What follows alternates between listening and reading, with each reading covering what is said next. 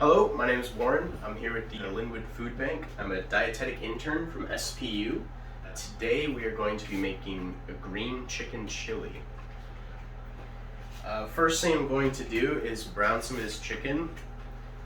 For this I am using some canola oil, about 1.5 tablespoons. Canola oil is great because it's very high in omega-3s, which are hard to get in the diet. Otherwise, this is 2 pounds of chicken breast. It's cubed to about 3/4 of an inch.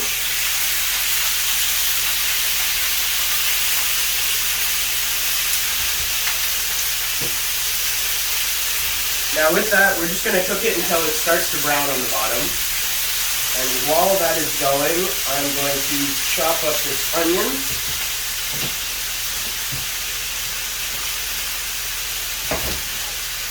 The onion, it has some fiber and a lot of flavor. It's primarily just being added because it tastes good. But it does have some amount of fiber.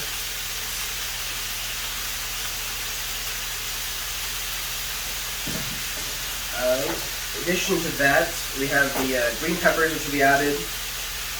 And the rest of these are going to be added later, besides the garlic. So we have 2 green bell peppers, 1 onion, 2 pounds of chicken, and then we have our other ingredients which will be added after.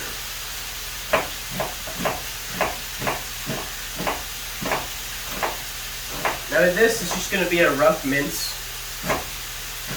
It doesn't have to be too exact because it's all going to cook down to very soft. So once this chicken starts to get a little bit of browning on it, we're going to add the onion. And the reason we waited is because we didn't want to overcrowd the pan because the onion's going to release a lot of moisture. Onions are great primarily for their flavor, but they also have some fiber in them. They have a fiber called inulin, which you see added to a lot of like low-carb things in the grocery store. Something that says low-carb. Often they're replacing those with inulin.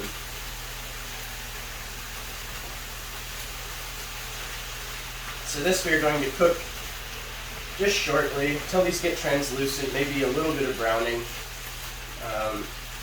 Mostly just giving this time while we cut up the green peppers. Now with the green peppers, these also have a little bit of fiber in them, but it's primarily for the color and the vitamin C that they have is why we'll be using them.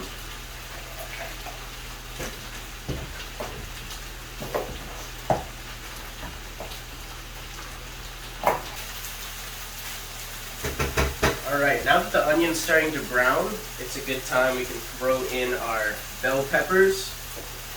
These have a little bit of fiber, but are very rich in vitamin C, like almost all peppers are. So we're going to add these. This is going to cool the pan down a little bit. So we can also add our garlic. Now there's no risk of this burning. And we're not going to add any salt at this time because a lot of the canned stuff we're going to be using has plenty of salt in it already. So at the end we will salt to taste.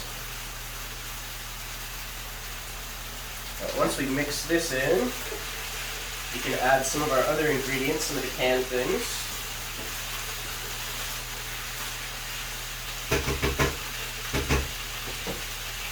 So next, we're going to add our beans. These are navy beans. So any will work. We're just picking these for their color. They are very high in fiber, particularly soluble fiber, to help lower your cholesterol, as well as control your blood sugar.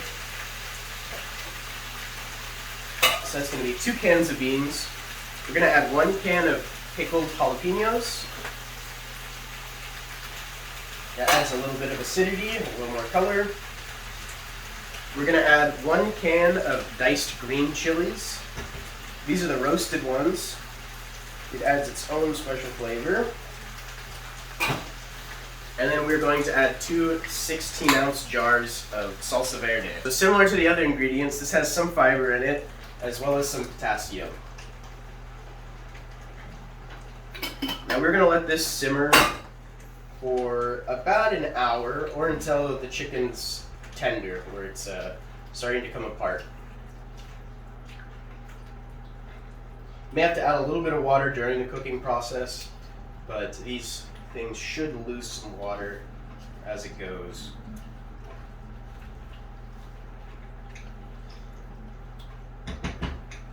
Alright, and then we will get back to you for our final step.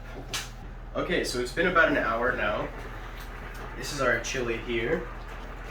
It's thickened up quite a bit. I've had to add about 5 cups of water over the course of the cooking process. Really, you just want to be adding enough water so that it doesn't burn to the bottom. Keep everything suspended.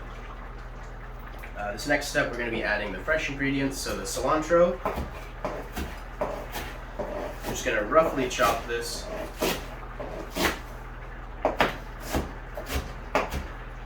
And we'll also turn this down to just warm. So we'll be adding most of a bunch of cilantro. The rest we'll keep for garnish. When we dish this up. Cilantro is great because it's very high in fiber, but also extremely high in vitamin K, which is good for bone health and blood clotting. So mix that in. The rest of these are going to be included as garnishes, except for this, which can be sour cream, or in our case, this is low-fat Greek yogurt. We're going to add about half a cup of this.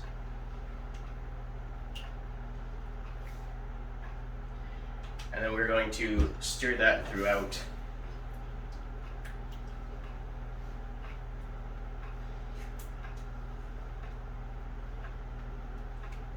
This is great because it's low in saturated fat for a dairy product. As well, it's very high in calcium and protein. All right, this is ready to serve now.